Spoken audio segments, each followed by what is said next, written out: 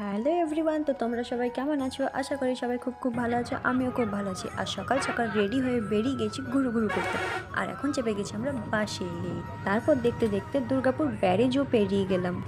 Finally 4 ঘন্টা পর পৌঁছে গেলাম আমরা গুপ্ত বৃন্দাবন, মানে বাঁকুড়াতে যেটা আছে। তো চলো তোমরা দেখতে থাকো। আর এখন আমরা যাব মন্দিরের ভিতরে।